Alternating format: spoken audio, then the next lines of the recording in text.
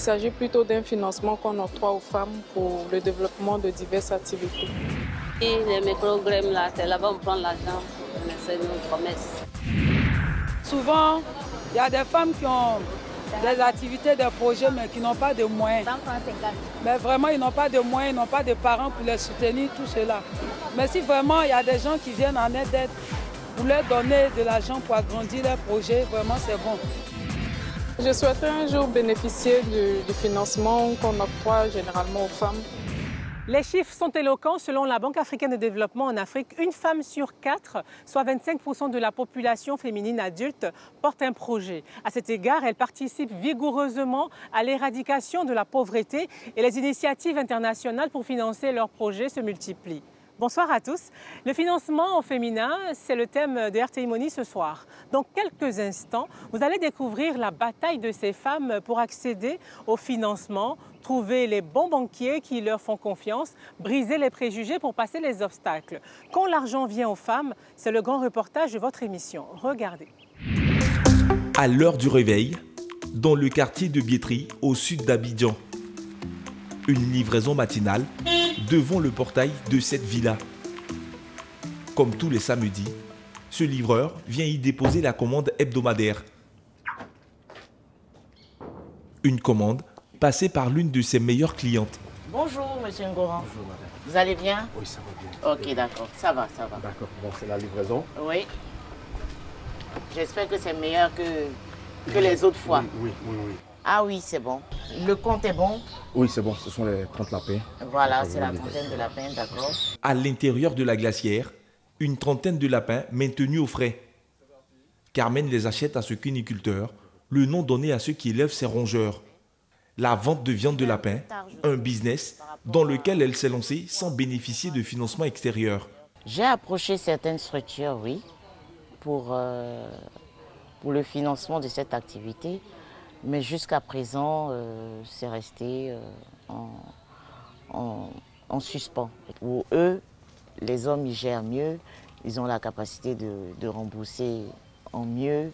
C'est principalement la cause. On fait plus confiance à un homme qu'à une femme, alors que les femmes, aujourd'hui, beaucoup persévèrent, il y a des exemples qui montrent que les femmes sont de bons gestionnaires, mais ils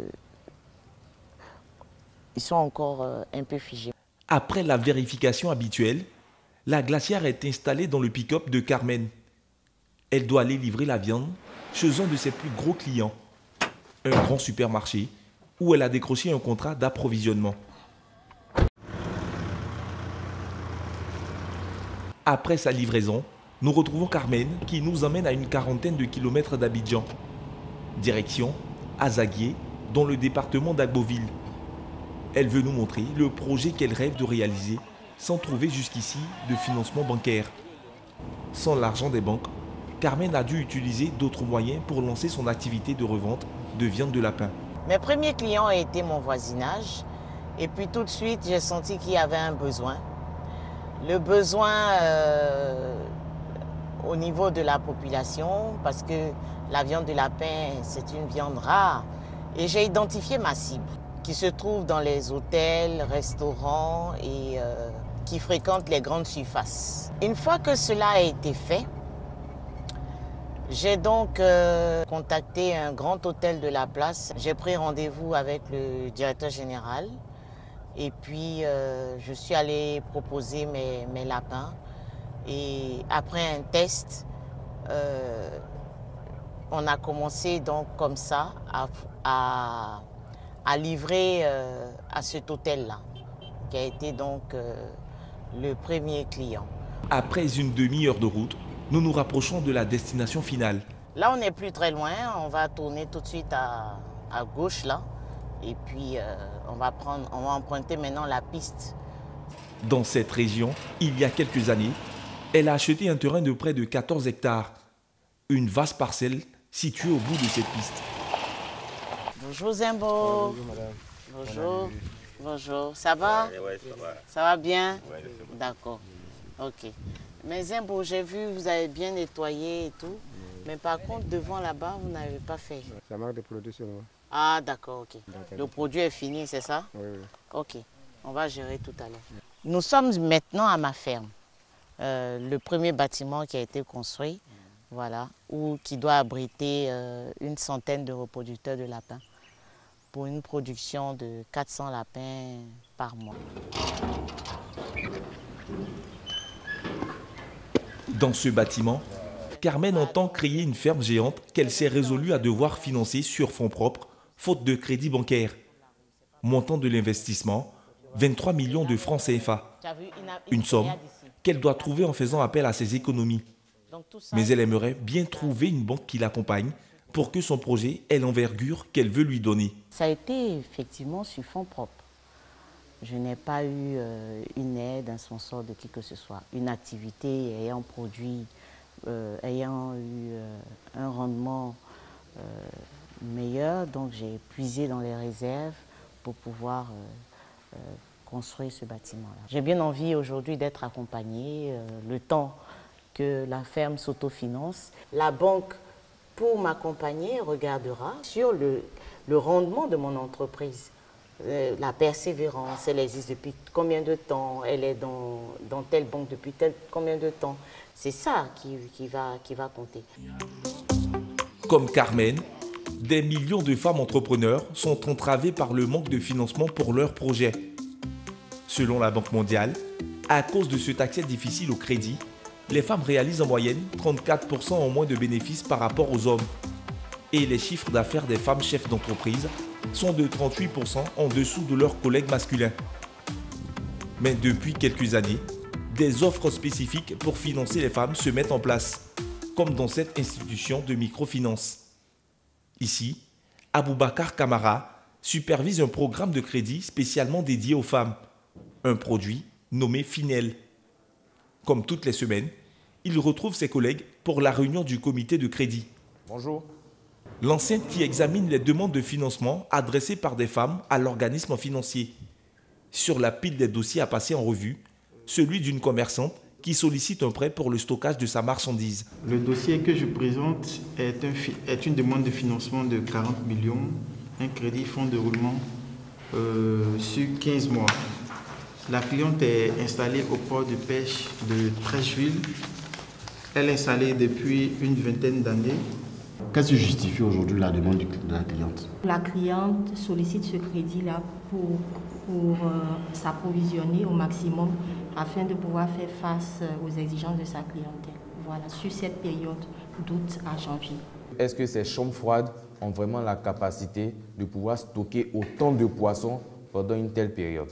Parce que là, si on part à 40 millions, elle est en train d'augmenter son fonds de commerce. Personnellement, je me serais limité peut-être à 30. Après de longues minutes de discussion, la demande crédit de la commerçante va être revue à la baisse. Donc on va se limiter à 30 millions sur 12 mois. Ok, donc on va aller à 30 millions. La commerçante devrait obtenir son argent dans les 72 heures. Un prêt bancaire que nombre de femmes n'obtiennent pas souvent car d'après Aboubacar, elles n'osent pas parfois entamer les démarches de crédit. Aujourd'hui, on est dans un contexte où la femme a besoin d'être accompagnée. Nous sommes convaincus qu'on ne pourra pas être un acteur de l'économie si on ne prend pas en compte les besoins des femmes. On va dire que les femmes ont plutôt peur du crédit. En général, quand on leur parle de crédit, elles se disent, bon, prendre autant d'argent, est-ce que ce n'est pas risqué pour moi? Donc, on va dire le travail en fait préalable, c'est de leur faire comprendre que le crédit n'est pas fait pour leur créer des problèmes. Le crédit est plutôt destiné à faire grandir leur activité. En leur octroyant un crédit, on s'est dit que ce crédit-là va leur permettre de franchir un certain palier. Et forcément, si elle franchit un certain palier, elle pourra passer de toute petite entreprise à petite et moyenne entreprise à grande entreprise. Bonne journée à tous. Merci beaucoup. Après la réunion, Aboubacar se rend à Koumassi où il a rendez-vous avec une commerçante grossiste et détaillante qui a bénéficié il y a 6 mois d'un prêt de 10 millions de francs CFA pour son magasin. Le responsable financier a mis en place une stratégie particulière pour soigner son public féminin. Quand tu finances une femme, il faut être proche d'elle, il faut l'accompagner. Il faut la soutenir aussi. Donc, on a développé une certaine proximité. C'est une relation, entre guillemets, de famille. Ce qui fait que la femme, quand elle a un souci, au-delà même du crédit, elle peut nous appeler et on lui donnera notre point de vue. Toc, toc, toc. Alors maman, comment tu vas? Ça va. Ça va bien? Ça va. On dit quoi? Ça va. Ça fait longtemps, hein? Maman est là. Je viens te saluer. Ah, enfin. Vois un peu comment ça va. Vraiment, ça va. Ça va même. Ton magasin est bien rempli. Ça va vraiment. Où est ton cahier? Mon cahier est là. Faut me montrer, je vais voir. Dès son arrivée, Aboubacar va vérifier le journal de caisse de la commerçante et notamment son cahier de recettes et de ventes. Un bon indicateur sur le fonctionnement du business et sa capacité à rembourser son crédit. Intitulé, couleur, nombre de mètres, prix unitaire, montant. C'est bien. Voilà. Mais maman, il y a une partie où je ne suis pas d'accord. Hein. Pourquoi? Je vois que tout ce que tu as vendu là, c'est bien rempli. C'est ça. Mais dépenses là, je ne vois pas. Il faut tout écrire. Parce qu'après là, on va voir tout ce que tu as vendu, tout ce que tu as dépensé là, ce qui est resté là, ça fait combien? Le premier crédit de 10 millions a boosté le chiffre d'affaires de la commerçante et elle envisage de demander un autre prêt pour élargir encore plus ses activités. Moi, j'ai commencé, je vendais au dehors, je vendais un peu. Je ne pouvais pas prendre marchandise de 1 million pour aller mettre au dehors. Mais aujourd'hui, si je vends ça, c'est parce que je sais que je peux payer. Et même si on me finance plus que ça, je pourrais payer encore plus. Parce que je sais que maintenant, les gens connaissent mon magasin. Maintenant, mon ambition, c'est d'aller en Chine, à Dubaï. Maintenant, je me limite seulement à Dakar, Mali, Ghana, Lomé, mais je veux faire mieux. Je vais aller plus loin. J'ai un coin en haut que je veux remplir plus que ça. Préparer les femmes au crédit, renforcer leur capacité entrepreneuriale, les informer sur les financements, une priorité pour bon nombre de structures qui accompagnent les projets féminins. Des organismes qui multiplient les formations comme celle de ce matin dans ce bâtiment du plateau. Cette formation à l'entrepreneuriat a été initiée par Pervenche Aliment, banquière de profession, aujourd'hui reconvertie dans le conseil. Elle a lancé il y a 1 an ce programme pour les femmes ayant au moins le niveau baccalauréat.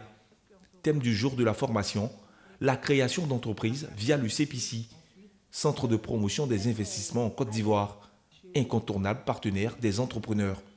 Donc les filles, je vous laisse entre les mains de M. Stéphane Okou qui va vous entretenir sur le CPC et tous les rouillages, tout ce que vous devez savoir pour la création d'entreprises. Aujourd'hui, en termes de création d'entreprise, on a plusieurs types d'entreprises. Les sociétés anonymes, comme on dit simple, les SAS, les SARL, les entreprises individuelles. Mais dans votre cas, en tant que jeune entrepreneur et débutant, il est important de retenir qu'il y a 2 types d'entreprises qui correspondent à vos profils, notamment les entreprises individuelles et les sociétés à responsabilité limitée. En montant mon activité, je n'avais pas de connaissances. Maintenant, comment faire pour me faire connaître du CPC maintenant? Si vous voulez, entre guillemets, vous faites connaître du CPC, c'est de se rendre directement au CPC. Il y a un service qui se charge de l'assistance aux formalités d'entreprise. Ils vont vous donner toutes les informations sur le processus de création d'entreprise et quel type d'entreprise sied à votre activité.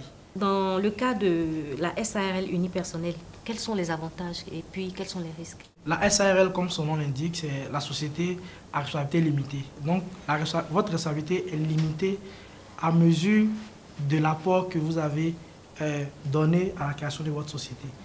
Donc, si la société a des dettes, c'est seulement l'actif de la société qui est engagé, c'est-à-dire tous les biens de la société, jamais les vôtres.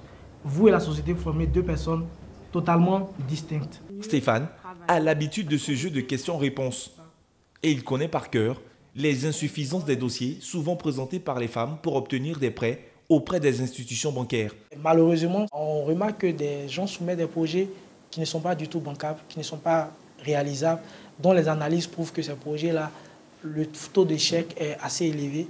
Mais pour résorber ce problème, il faut travailler à la source, c'est-à-dire donner les outils à ces femmes-là, les accompagner pour monter des projets qui puissent répondre aux critères, aux exigences des banques, mais au-delà des banques, des microfinances ou des fonds d'investissement qui aujourd'hui sont sur le marché, qui cherchent des projets qui soient réalisables, bancables, à pouvoir financer. Pour Pervenche, l'initiatrice de ce programme, s'adresser aux femmes ayant le baccalauréat n'est pas innocent. Elle estime que c'est un public qui a besoin d'un accompagnement spécifique. Moi, ma cible, c'est plus les femmes qui ont un bac plus à dessin parce que c'est quand même un pan de la population féminine qui est un peu délaissé. Parce qu'après avoir fini des études, tout le monde pensent qu'elles vont faire des demandes d'emploi dans des entreprises. Tout le monde s'attend à ce qu'elles aient une expérience en stage et tout ça dans des entreprises. Donc il n'y a pas vraiment de structure qui les accompagne pour les former à l'entrepreneuriat.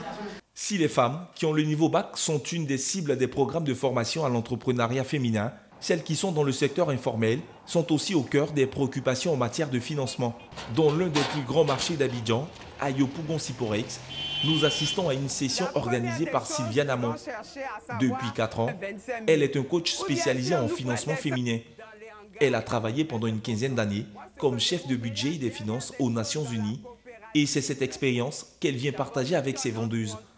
Une fois par mois, elle se rend dans les marchés comme celui-ci pour sensibiliser ces femmes sur les moyens pour bénéficier du financement des bailleurs de fonds internationaux. Alors aujourd'hui, le sujet que je vais aborder, c'est comment avoir un prêt au niveau des institutions internationales. Quand on prend le nombre de femmes qui font les affaires, on dit que chaque année, l'argent que vous gagnez représente 150 000 milliards de francs CFA. Comment ça se fait qu'on gagne cet argent, mais au moment d'aller vers les banques, on nous dit non, tu n'as pas de garantie.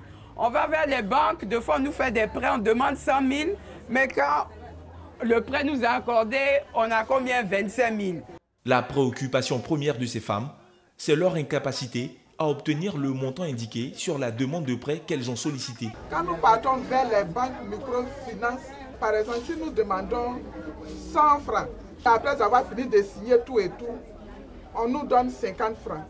Pourquoi ça se passe comme ça? Tu as demandé 100 francs, c'est vrai. Mais quand il regarde tous les papiers que tu lui as donnés, il analyse, il voit que les 100 francs, tu ne pourras pas rembourser. Ça va être trop lourd pour toi. Donc c'est pour ça qu'il t'a prêté 50. Pour Sylviane, le premier obstacle que rencontrent ces femmes pour se financer, c'est le manque d'informations. D'où l'idée d'organiser ces séances de sensibilisation pour leur donner des clés leur permettant de profiter des milliards mis à leur disposition par des institutions internationales. Ce que les femmes doivent faire pour bénéficier de ces prêts, la première des choses, c'est de se rapprocher, d'aller aux informations. Il y a des centres d'information dans toutes les institutions internationales. Demander quels sont leurs prêts, quelles sont les aides qui sont mises à leur disposition, prendre toutes les informations et à leur tour venir partager avec leurs coopératives, leur communauté, leur association de femmes. L'avantage, c'est qu'elle a accès au crédit, elle peut développer son activité, elle peut vendre ses marchandises à l'étranger, elle peut être connue à l'étranger et puis participer à un thème qui est cher aux institutions internationales, l'éradication de la pauvreté. Selon le rapport 2016-2017 du Global Entrepreneurship Monitor, le taux d'entrepreneuriat féminin en Afrique subsaharienne atteint 25,9% de la population féminine adulte. En Côte d'Ivoire, seul près de 15% des entreprises est détenu par les femmes. Un chiffre très modeste, dû en grande partie à l'absence de financement au féminin.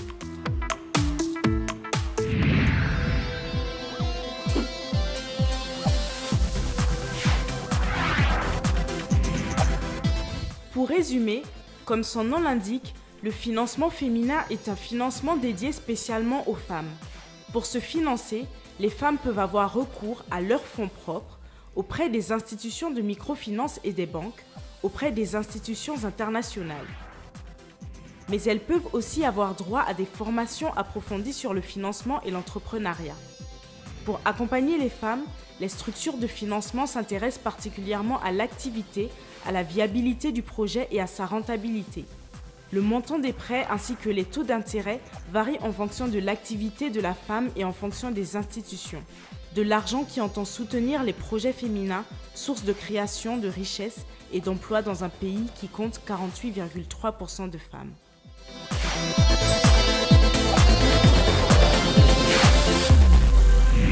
Voilà ce qu'on pouvait vous dire sur le financement au féminin. Pour en parler, je recevrai dans quelques instants, non pas une femme, mais un homme, Eric Kakou, patron d'un fonds d'investissement. Avec lui, on parlera d'entrepreneuriat et de financement de projets de femmes. Mais avant, voici notre reportage d'actualité sur la banque assurance. Cette semaine, intéressons-nous à la MATCA, la mutuelle d'assurance des taxis-compteurs d'Abidjan, qui est désormais officiellement certifiée ISO 9001, version 2015. Une norme de qualité très recherché sur le marché africain où cette mutuelle fait figure de pionnière. Que signifie cette certification? Tout de suite, les éléments de réponse.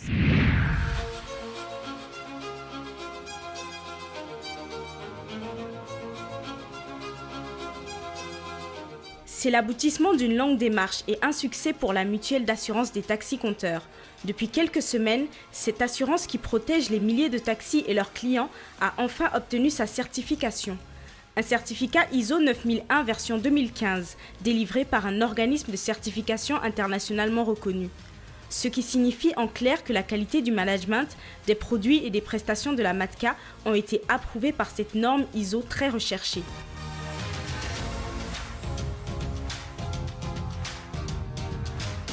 Cela signifie pour nous, au niveau de la mutuelle, que désormais, nous avons mis en place un système de management de qualité qui respecte les exigences de la norme ISO. Par ailleurs, nous pouvons dire également que désormais, notre mutuelle en tant qu'entreprise pratique les principes fondamentaux du management de la qualité.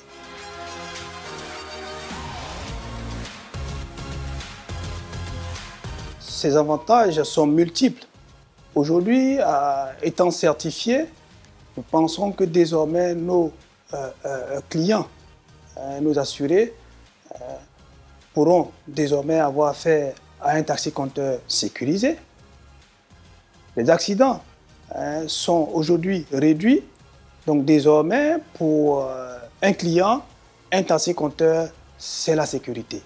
Ensuite, nous avons l'image du taxi-compteur qui est aujourd'hui amélioré. Nous savons tous qu'aujourd'hui, des touristes venant en Côte d'Ivoire, la première des choses qu'on découvre à l'aéroport, c'est les taxi-compteurs. Et avec la certification, nous allons améliorer l'image de marque de ces taxi-compteurs.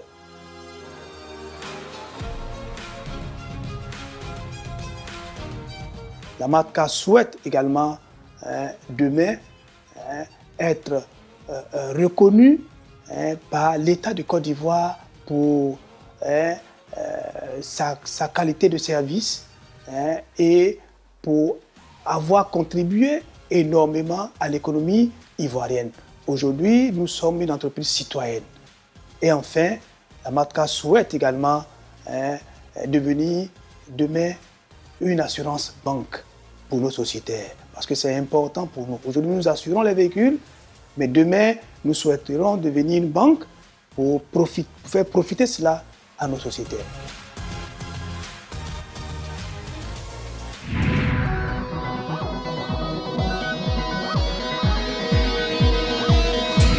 À présent, je reçois un homme pour parler des femmes et plus précisément du financement féminin. Eric Akou, bonsoir. Bonsoir Justine. Vous êtes à la tête de ESP Entrepreneurial Solution Partners. C'est un groupe de conseils financiers mais aussi d'investissement dans les projets directs. Est-ce que les femmes sont une priorité dans vos études de dossier? Absolument. Si on considère que les femmes représentent 50% de la population, c'est clair qu'elles ont un rôle important à jouer. Et concrètement, pour nous, sur les 4200 femmes qu'on a eu l'opportunité d'accompagner sur les 3 dernières années, on a un pourcentage environ de 34% qui sont représentés en fait par des femmes. En Afrique, les femmes sont nombreuses, on le dit, à être entrepreneurs. Est-ce que c'est une réalité que vous voyez sur le terrain? Absolument. Je pense que la grande différence entre les femmes et les hommes, c'est très souvent que les activités entrepreneuriales des femmes sont orientées vers la survie. Et c'est ce qui explique d'ailleurs qu'on les retrouve énormément dans des filières telles que les filières du vivrier, des filières vraiment où on essaie d'avoir des revenus immédiats qui vont être supportés par des financements un peu plus chers, un peu moins importants, tels que la microfinance. Pour autant, on a encore beaucoup d'obstacles que les femmes rencontrent. Le problème de garantie, de fiabilité, de formation. Comment on explique que les femmes n'arrivent pas à sortir de ces stéréotypes? Bon, je pense que c'est une question qui est tout à fait pertinente. Mais quand on pose la question aux femmes, parce que ESP a eu la chance de poser la question à des femmes à travers une étude qu'on fait chaque année, qu'on appelle Données pour la croissance, il se trouve que 87% d'entre elles nous disent que le principal obstacle qu'elles ont pour avoir accès au financement est le fait que les structures de financement ne leur font pas confiance. Elles-mêmes le disent. Elles en sont conscientes. Elles-mêmes le disent. Et quand vous posez la question aux hommes, Ils vous parlent de taux d'intérêt, ils vous parlent de garantie, mais l'obstacle principal, ce n'est pas le manque de confiance des financiers. Donc je pense que ça, c'est un véritable sujet. Et je crois que pour résoudre ce problème-là, il faut le prendre au moins de deux façons. La première façon, c'est de reconnaître quand même qu'on a un héritage et un passif lourd à gérer, où culturellement, on n'a pas toujours donné la chance aux femmes de pouvoir hériter de terrain, de pouvoir hériter de biens économiques, et que par conséquent, quand on leur demande des garanties, elles sont moins bien nanties que les hommes. Mais aussi le fait que très patriarcal. Très patriarcal, et aussi le fait que même le code de la famille n'est pas forcément favorable en fait aux femmes non plus. Est-ce que le fait que les femmes soient quand même bien servies au niveau des micro-prêts, est-ce que ce n'est pas une discrimination quelque part? Est-ce que ce n'est pas un moyen de les enfermer dans un microcosme? Bon, je ne souscris pas vraiment à la théorie de la conspiration contre les femmes qui voudraient que... Je pense honnêtement que de façon honnête, quand on voit Mohamed Younous qui a fondé la microfinance moderne, l'idée, c'était vraiment de résoudre un problème qui touche un grand nombre de micro-entrepreneurs. Maintenant, il se trouve qu'un grand pourcentage de ces micro-entrepreneurs-là, surtout dans des pays comme les nôtres, sont des femmes. Aujourd'hui, on a une prise de conscience des initiatives internationales. On le voit avec la BAD, avec la FAOA et le Wi-Fi, avec la Banque mondiale. Est-ce que vous voyez la différence sur le terrain? Je pense que ces initiatives-là sont les bienvenues. Parce que fondamentalement, c'est difficile en fait de résoudre un problème qu'on néglige. Donc aujourd'hui, que des institutions comme la Banque mondiale, USAID, que la conseillère spéciale du président américain, Ivanka Trump, se positionne comme championne du financement des femmes, tout ça c'est des bonnes choses parce que ça met un problème qui est crucial au-dessus de la pile des problèmes que les leaders ont à gérer. Bon. Maintenant, je pense qu'aujourd'hui, ces initiatives-là sont encore des promesses. Et je crois que c'est important pour des acteurs comme nous, c'est important pour des pays comme les nôtres, de nous assurer que ces promesses-là soient transformées en réalisation. Sur le principe, c'est des bonnes idées, mais pour moi, ça ne demeure que des idées, parce que jusqu'à aujourd'hui, je ne peux pas vous dire qu'il y a une femme qui est devenue championne grâce au Wi-Fi, etc. Donc pour moi, c'est comme ça seulement qu'on pourrait évaluer si concrètement, ça fait une différence dans la vie de nos femmes entrepreneurs. On va entendre maintenant l'expert en financement et la conduite de projet que vous êtes. Est-ce qu'il y a un moyen pour les femmes de contourner les crédits traditionnels quand elles veulent s'engager dans l'entrepreneuriat? Écoutez, je pense que moi, mon conseil aux femmes, c'est de dire que fondamentalement, votre meilleur financier, c'est votre client. Parce que très souvent, quand vous avez des clients de qualité, ces clients-là vous couvrent vos coûts, vous donnent un profit pour les servir. Donc tout financier que vous allez approcher voudrait être rémunéré pour l'argent et les ressources qu'il met sur la table. Tandis qu'un client, par définition, vous donne de l'argent ou quand vous couvrez tous vos coûts, vous avez encore du profit. Donc pour nous, vraiment, il ne faut pas penser le financement comme étant un problème.